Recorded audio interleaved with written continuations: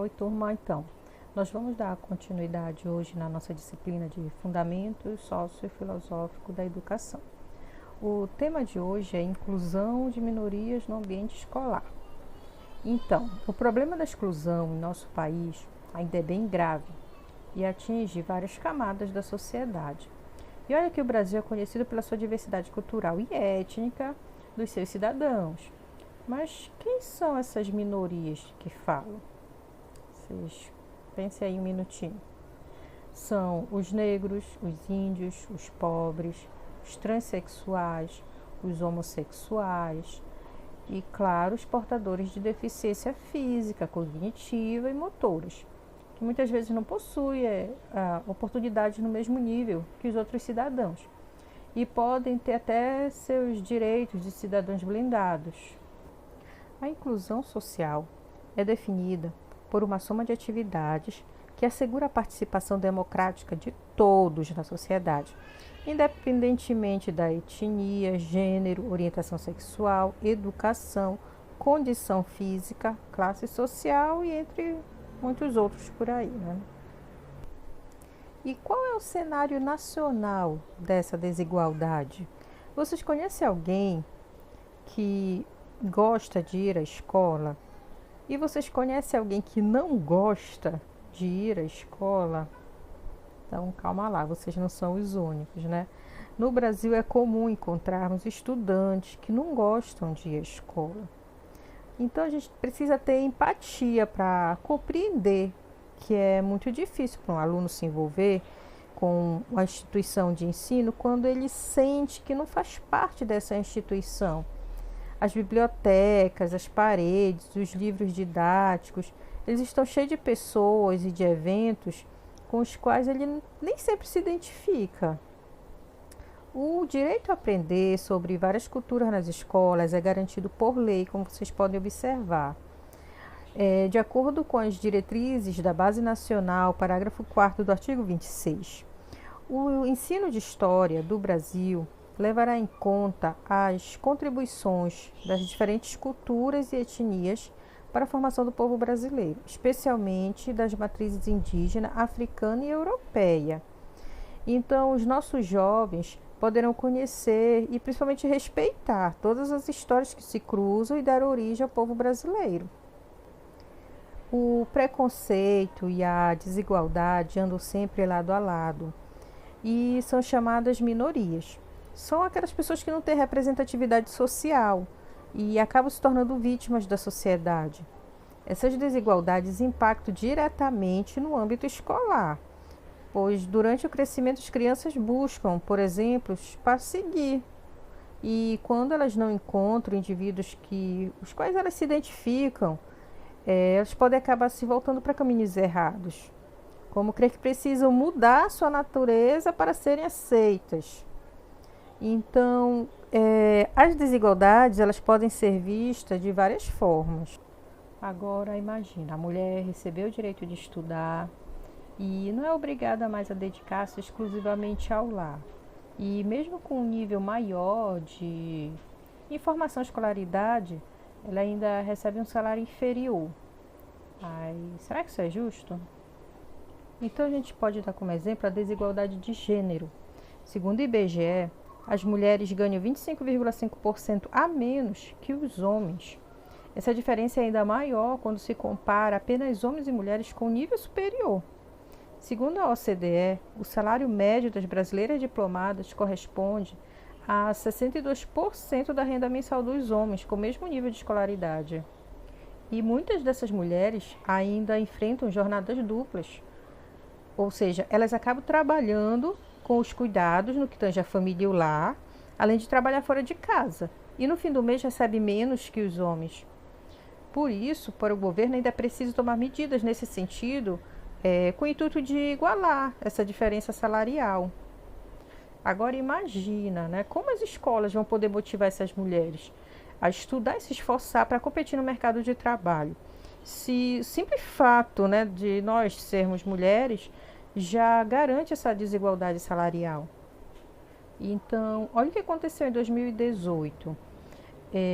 Com o intuito de evitar a evasão escolar de alunos transexuais que se sentiu constrangido ao serem chamados por seu nome de registro, o governo regulamentou o uso do nome social. Acredito que todo mundo já ouviu falar nisso aqui, ou seja, os estudantes que emitirem esse documento recebem o direito de serem chamados pelo nome correspondente ao gênero que eles escolheram.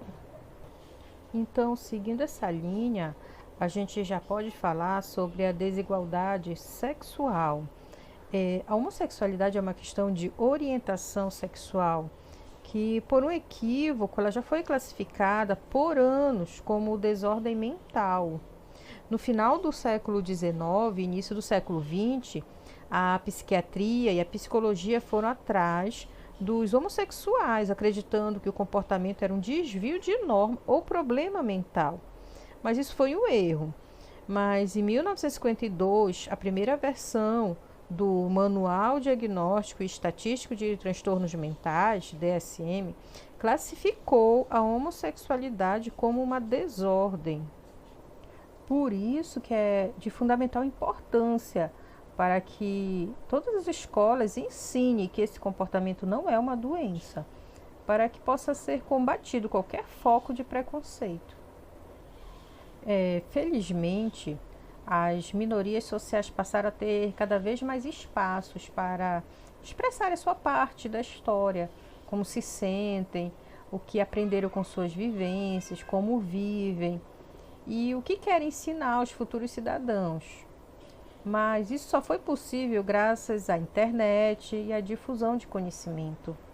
Por isso que é importante incluir a educação digital nas escolas e dar espaço, para que todos os alunos aprendam por diferentes pontos de vista. E então, nós damos como outro exemplo a desigualdade racial. Ela foi originada durante a colonização europeia. Nessa senda havia apenas uma maneira de enxergar a história, o eurocentrismo. Infelizmente, durante a colonização, muitos povos vieram para cá exercer trabalho escravo e suas culturas foram suprimidas. Mas graças à vinda dessas pessoas, que atualmente no Brasil temos uma miscigenação incrível, que conta com índios, negros, mulatos, pardos, europeus e orientais, em um país com tamanho continental. Outro exemplo é a desigualdade social. Então, esse fato deve-se às formas como as relações sociais brasileiras são permeadas por vinculações de dominação de classes sociais, nas quais apenas uma pequena fatia detém o poder financeiro e o resto, lógico, submete-se a trabalhos em busca de renda. O Brasil é um dos países que mais apresenta desigualdade segundo a ONU. Uma criança que não recebe o mínimo em casa, que é segurança, alimentação e afeto, não tem a mesma estrutura psicológica de outra que recebe tudo isso. Óbvio que todos esses fatores acabam impactando na qualidade do aprendizado do aluno, por mais que você diga que não é verdade, mas influencia sim. Além disso, a violência acaba por abalar psicologicamente os estudantes e reduzir ainda mais o seu desempenho. Portanto, investir em cotas e bolsas para tentar equilibrar as desigualdades pode ser um caminho válido para evitarmos essa desigualdade. Considerando o contexto brasileiro de ampla desigualdade, será que a igualdade na educação pode ser obtida dando a todos a mesma coisa? Ou deve ser alcançado dando àqueles que necessitam o que precisam para igualar o nível e alcançar o mesmo resultado dos colegas? Então, todos os estudantes, independentemente de classe social, raça, gênero, sexualidade, são alunos altamente competentes. Por isso, o entendimento dos diferentes tipos de inteligência a respeito da diversidade deve ser o ponto de partida para a sua instrução escolar. E aí surge a pergunta, será que isso tem solução? Então é fundamental munir os nossos jovens de toda a informação necessária para a formação do seu caráter. Manter um ambiente escolar que contemple toda a diversidade brasileira é uma forma de mostrar todas as possibilidades culturais, religiosas e que o ponto principal é o respeito. Muitas vezes, o desconhecimento gera o preconceito e a desigualdade. Então, nós vivemos um momento em que todos expõem suas opiniões e as carregam como se fosse verdade absoluta. Esse tipo de comportamento rígido gera radicalismo, que se mostra através de quê? Preconceito e violência. Então nós temos que ser mais tolerantes e ensinar as futuras gerações a entender que não somos e nem devemos ser todos iguais, mas todos temos os mesmos direitos. Bom, o Brasil possui uma lei de inclusão social. É a lei número 13.146, de 6 de julho de 2015. Ela institui a Lei Brasileira da Inclusão da Pessoa com Deficiência, conhecido também como Estatuto da Pessoa com Deficiência. Embora esse estatuto assegure a acessibilidade, acesso à informação e comunicação, tecnologia assistida, direito à participação na vida pública e política, ciência e tecnologia, a justiça, os desafios que as pessoas com algum grau de limitação têm que enfrentar ainda são muitos. No Brasil, muitos deficientes físicos ainda são vistos com indiferença. O preconceito ainda é visível. A cidade não está preparada, a ergonomia da cidade por completo, né? As pessoas cegas, as idosas, os cadeirantes, os acessos, a acessibilidade e com outros tipos de deficiência também. Muitas empresas de transporte público não renovaram as suas frotas e além de muitas dificuldades que a gente sabe, né? Não precisa ir muito longe para ter conhecimento desses obstáculos. Basta olhar ao redor, né? Ter uma visão crítica e perceber onde estão essas dificuldades. Felizmente, existem muitos projetos com foco na inclusão social, fundações, organizações, programas do governo, tá? Eles trabalham para que o estatuto seja cumprido e essas pessoas possam viver com dignidade em nosso país. Mas, infelizmente, a falta de recursos financeiros afasta muitas crianças da escola. Muitos precisam trabalhar para ajudar no sustento de casa. Inclusão escolar acolher todas as pessoas, sem exceção no sistema de ensino, independente de cor, classe social e condições físicas e psicológicas. O termo está associado mais à inclusão educacional de pessoas com deficiência física e mental. Recusar uma criança, um jovem com uma necessidade especial é crime. Todas as instituições devem oferecer atendimento especializado, chamado de educação especial, que eu acredito que todo mundo sabe disso.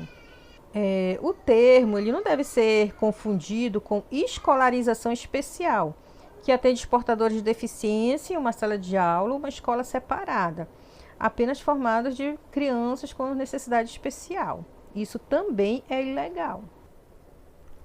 No caso da alfabetização para cegos, por exemplo, o aluno tem o direito de usar materiais adaptados ao letramento especial, como os livros didáticos transcritos em braille para escrever durante as aulas. De acordo com o decreto 6.571, de 17 de setembro de 2008, o Estado deve oferecer apoio técnico e financeiro para que o atendimento especializado esteja presente em toda a rede pública de ensino. Mas o gestor da escola e as secretarias de educação e administração é que precisam requerer os recursos para isso. A legislação também obriga as escolas a terem professores de ensino regular, preparados para ajudar alunos com necessidades especiais e assim integrarem nas classes comuns. Então, uma criança portadora de deficiência não deve ter de procurar uma escola especializada. Ela tem o direito de cursar em instituições comuns. E é dever do professor elaborar e aplicar atividades que levem em conta as necessidades específicas dela. Às vezes, o atendimento escolar especializado, AE, deve ser feito com um profissional auxiliar, em caso de paralisia, por exemplo. Este profissional auxilia na execução das atividades, na alimentação, na higiene pessoal. O professor e o responsável pela AE devem coordenar o trabalho e planejar juntas as atividades. O auxiliar não foge do tema da aula. Esse tema tem que ser comum a todos os alunos, mas o adapta da melhor forma possível, para que o aluno consiga acompanhar o resto da classe. Mas a preparação da escola não deve ser apenas dentro da sala de aula. Alunos com deficiência eles também precisam de espaços modificados, que é o caso da acessibilidade, Precisa de rampas, elevadores, corrimões, banheiros adaptados, em alguns casos engrossadores de lápis, apoio para braços, tesouras especiais e quadros magnéticos. São alguns exemplos de tecnologia assistiva que pode ajudar o desempenho das crianças e dos jovens com dificuldades motoras. Então, a inclusão social é um direito de todos e um dever da sociedade. E olha só, de acordo com o artigo 205 da Constituição Federal do Brasil de 1988, diz que a educação, direito de todos e dever do Estado e da família, será promovida e incentivada com a colaboração da sociedade, visando ao pleno desenvolvimento da pessoa, seu preparo para o exercício da cidadania e sua qualificação para o trabalho. Essa condição também consta no artigo 54 do Estatuto da Criança e do Adolescente. Então, nessa lei, é clara, né, quando ela diz que dispõe sobre o apoio às pessoas portadoras de deficiência e sua integração social. Define como crime recusar, suspender, adiar, cancelar ou extinguir a matrícula de um estudante por causa de sua deficiência, em qualquer curso ou nível de ensino, seja ele público ou privado. A pena para o infrator pode variar de 1 a 4 anos de prisão, mais multa. É importante salientar que no Brasil, as universidades também possuem sistema de inclusão. Inclusive, o Brasil se destaca nesse ponto de inclusão na educação. A inclusão social nas escolas e na universidade, no Brasil, ele se dá da seguinte forma. A Base Nacional Comum, a BNCC, é um documento que tem como objetivo dar um direcionamento à educação de todo o país, estabelecendo uma base curricular a todas as instituições de ensino, sejam públicas ou privadas, diminuindo as diferenças na educação de base da criança, as crianças educadas em escolas particulares e municipais, estaduais ou federais. As cotas raciais. O sistema de cota é considerado desde 2012 constitucional pelo Supremo Federal. O objetivo das cotas raciais é diminuir as diferenças econômicas, étnicas e educacionais de preto, pardos e índios, quando se trata do ingresso em universidades públicas, cargos em concursos e bancos. As cotas sociais, elas são uma porcentagem de vagas destinadas aos alunos de baixa renda que cursam o ensino médio integralmente em escola pública, dando oportunidade para essas pessoas estudarem em uma universidade de qualidade sem sofrer a concorrência desleal com aqueles que foram mais bem preparados durante a vida escolar.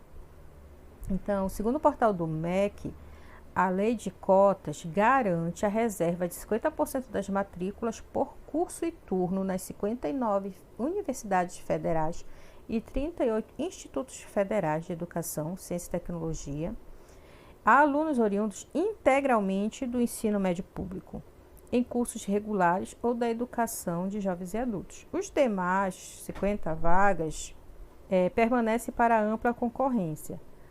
O sistema de cotas sociais é legal, estabelecido pela Lei nº 12.711 de 2012 e sancionado pelo Decreto nº 7.824 também de 2012. Olhem só essa figura, né? Vamos analisar. De um lado, a escola pública brasileira e do outro lado, a universidade, né? Então, o que é que a gente enxerga nessa figura? O obstáculo que um aluno de escola pública deve superar, né, para poder chegar a uma universidade de qualidade. Então, eu vou colocar um filme para vocês agora. Ele foi premiado em 2006 como o melhor curta no Festival do Pará. E ele abriu o Festival de Gramado no Rio Grande do Sul, em 2006. Espero que vocês gostem. Ele retrata muita realidade, né, de muitos estudantes, não só do Pará, acho que do Brasil todo, tá?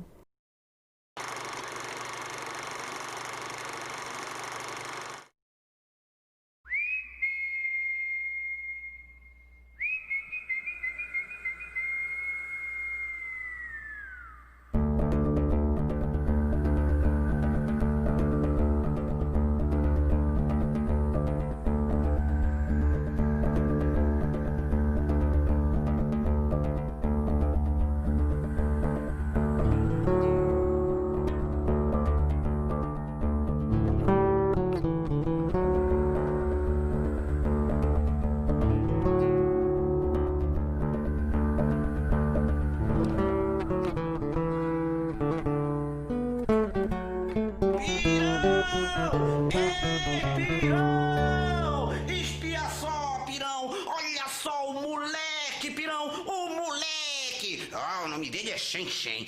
É bonito, né? Shen Shen. Égua, pirão, tu trouxeste peixe? Égua, tu é demais. Que peixe que nada, Gurijuba. Isso é para a Fedora. Égua, pirão, o teu também deve estar nascendo. É, sim. E tchau pra ti, que eu já estou atrasado. Tchau.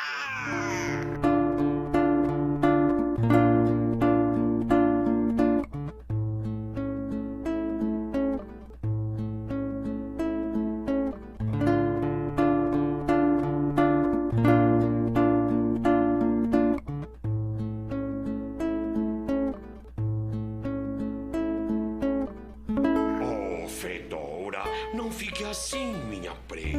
De novo, pirão. De novo. Pirão, Fedora, tem um cavalo morto lá na Estrada Nova. Vamos comemorar. O que foi? Orou de novo. Égua, pirão, de novo. Urijuba. O que foi? O cara tem um ovo atrás do outro e nada. Urijuba. Olha o estado de Fedora. Da Fedora, é? Eu acho que o estado do pirão é que não anda muito. Urijuba, para com isso. Não, Urijuba. Fica pra próxima. Tá bom, te cuida, hein? Ai, tu me matas de vergonha. Mas o que foi? O que foi que eu disse? Olha, eu não falei nada demais. A culpa é da tua mãe, aquela penosa, velha desgraçada. Vem, Fedora, não fique assim. Vamos procurar alguma coisa para comer. Vamos lá num lixão desses e ver se tem alguma coisa para acompanhar este peixe. Quer peixe? Oh, Fedora, deixe estar. A gente ainda vai ter um urubuzinho assim, parecidinho contigo. E ele ainda vai dar cada voo que tu vais ver. Tu ouviste isso? É de comer? Não, acho que tá vivo. Vivo? Então vamos procurar outra coisa. E de preferência, mortinho da Silva. Tu sabes que proteína é bom para minhas penas. Me deixa viçoso. Tu lembras daquela vez em que eu... Fedora? Fedora?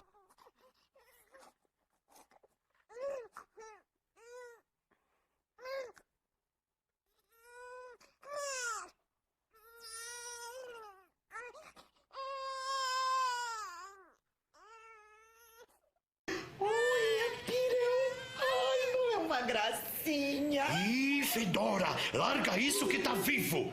Vamos procurar um cachorro bem chato. Tá maluco, é? A gente não pode deixar o bichinho assim. Bichinho? Não, homenzinho. Isto é um filhote de humano. Por que a gente tem que juntar? Porque nós não somos humanos. Então? Tu já viste guerra de urubu? Sabe de algum caso de urubucídio? Fedora, deixa esse molequinho aí, porque eu não vou cuidar de homenzinho nenhum.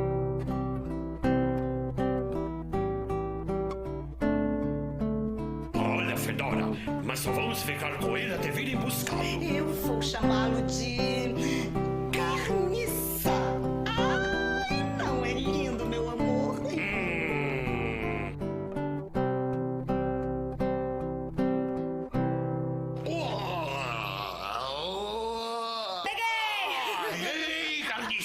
Queres matar o paizão de sushi? Olha o que encontrei, pai.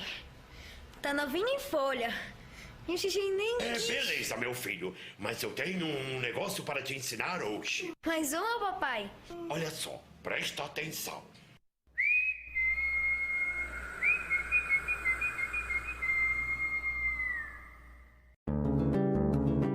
Ei, pirão! Tá na hora! Vamos! Até! Ei, filho, tá na hora da terma. Mas esse vento tá maneiro. É isso aí, galera. Vamos nessa. Uhul! Égua, tá bom demais. Tá pai d'égua. Olha só que nuvem, pirão. Tu já viu isso? Mas é claro, eu tenho mais hora de voo do que farinha na feira. Pirão, tu já estás te lembrando do teu tempo de ver o peso, né? Papai, onde eu ver o peso? É lá naquele lugar que o senhor... É isso mesmo, meu filho. Uma vez, um peixeiro jogou uma cabeça de peixe por rodona. Aí eu pulei na frente e abri logo as asas. Então... Não, trata de voar que é... Carniça, corrida de volta até a árvore. Tá valendo! Tintim. Bora. Senão tu perde de novo. Ah, caramba. Naquele dia não valeu. Eu tinha acabado de comer. Aham. Sei. Comer. Carniça! Carniça! Ai, ai, ai, ai, ai, ai, ai, ai. Carniça! Carniça! O que foi? Eu não sei. Tem alguma coisa estranha com o vento. Hein? Vamos embora daqui.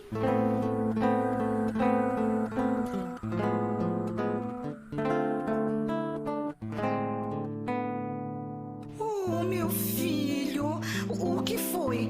Tá doendo alguma coisa, tá, meu filho? Filho, o que está acontecendo? Eu não sei. Parece que o vento não quer me levar. Mãe, o que eu fiz pro vento não gostar mais de mim? Oh, meu filho, o vento tá aí pra todo mundo. Pois é, meu filho. Deixa estar que amanhã a gente vai treinar umas braçadas. Vem comer que vai ficar tudo bem.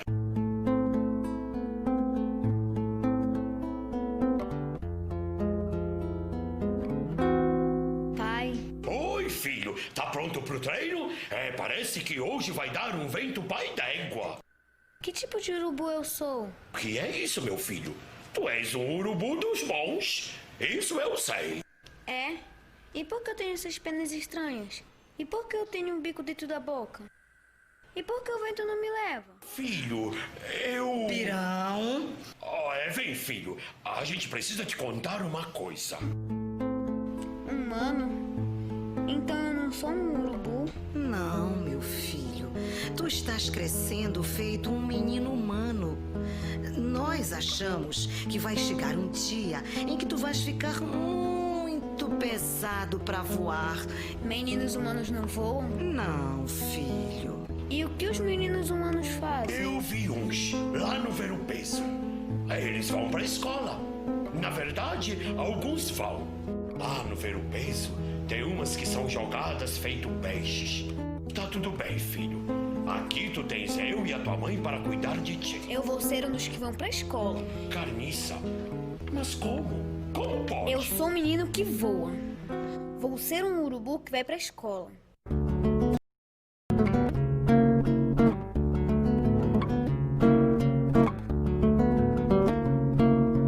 Mãe, vai!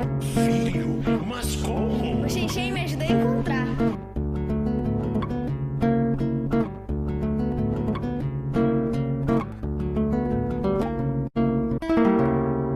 Meninos não voam.